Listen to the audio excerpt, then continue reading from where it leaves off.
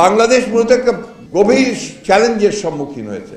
এই চ্যালেঞ্জটি হচ্ছে, একদিকে তো রাজনৈতিক চ্যালেঞ্জ আছেই, অর্থনৈতিক চ্যালেঞ্জ আছে, আরেকটা হচ্ছে আপনার এখন একটা ভৌগোলিক অস্তিত্বের চ্যালেঞ্জের সম্মুখীন হয়েছে। পানি আমাদের রাইট, যে নদীগুলো ভিন্ন দেশ থেকে আমাদের দেশে এসে প্রবাহিত হচ্ছে এবং আমাদের দেশ থেকে সমুদ্রে যাচ্ছে, এই পানির অধিকারটা আমাদের একেবারে স্বীকৃত অধিকার। এই অধিকার থেকে আমাদেরকে কেউ বঞ্চিত করতে পারে না। কিন্তু দুর্ভাগ্যজনক হলো সত্য যে আমাদের প্রতিবেশী দেশ, যারা আমাদের বন্ধু দেশ হিসাবে অত্যন্ত ঘনিষ্ঠ বলে আমরা সবাই মনে করি, সেই দেশ আমাদেরকে সেই পানির ন্যায্য হিস্সা যেটা আমরা পাই সেটা থেকে কিন্তু আমাদের ক্রমাগত বঞ্চিত করে আসছে। প্রথম বঞ্চিত করেছে যেটা নিয়ে মৌলানা আব্দুল হামিদ খান ভাসানী তীব্র আন্দোলন করেছিলেন এবং ফারাক্কার অর্থাৎ গঙ্গা নদীর পানি নিয়ে ফারাক্কা ব্যারেজ করে সেই ফারাক্কা মুভমেন্ট করেছিলেন আমাদের মৌলানা আব্দুল হামিদ খান ভাসানী সাহেব। এবং তখন আমাদের এই শহীদ প্রেসিডেন্ট জিয়াউর রহমান, যার কথা আপনারা সবাই বলছেন, যাকে আমরা সবাই জানি, যিনি আমরা যাদেরকে হৃদয়ে ধারণ করি, এই মানুষটি কিন্তু সেদিন ফারাক্কার বিষয় নিয়ে জাতিসংঘে পর্যন্ত গেছেন।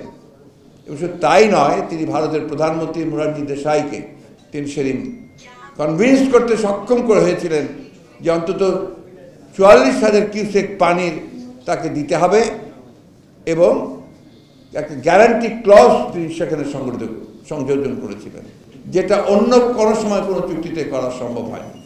এই পানির ব্যাপারটা আমি এই জন্য বলছি যে আমরা এটা নিয়ে বহু খেলা হচ্ছে।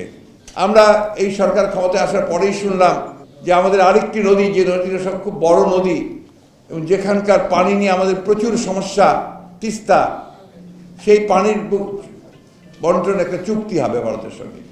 প্রতি বছর আওয়ামী লীগের মন্ত্রীরা বলছেন যে এই হলো বলে এইবার আসছে, মন্ত্রী আসলেই হবে, আমরা গেলেই হবে। কিন্তু আজকে দেখা যাচ্ছে যে আমরা 15-16 বছর পর্যন্ত তারা ক্ষমতায় আসার পর এখন পর্যন্ত তিস্তার পানি চুক্তির কথা আর বলেই না, নতুন কথা বলতে শুরু করেছে যে তিস্তা প্রকল্প। আর তিস্তার উপরে যে ব্যারেজ নির্মাণ, এটা অনেক আগে শহীদ প্রেসিডেন্ট জিয়াউর রহমান তার জীবদ্দশায় শুরু করেছেন। পরেই ধারাবাহিকতার পরের দিকে তিস্তা নদীতে ব্যারেজ হয়েছে, বাঁধ হয়েছে এবং খালগুলো আপনার এখন অনেকগুলো কাজে দেয়।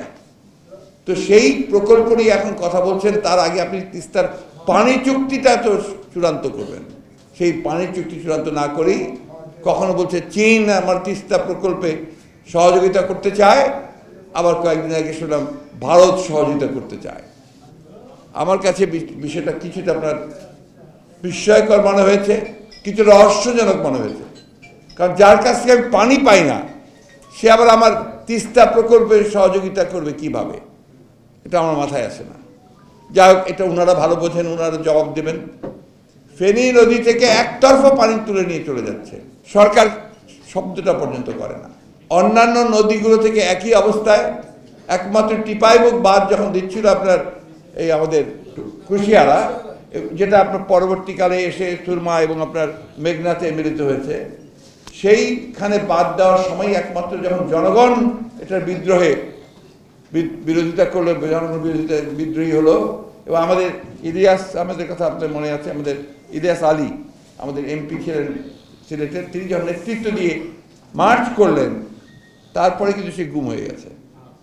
তো সেই জনগণের প্রতিরোধের মুখে কিন্তু আপনার সেই টিপাইমুখ বাঁধ বন্ধ আছে এবং সেখানকার স্থানীয় জনগণ সেটা প্রতিরোধ করেছে।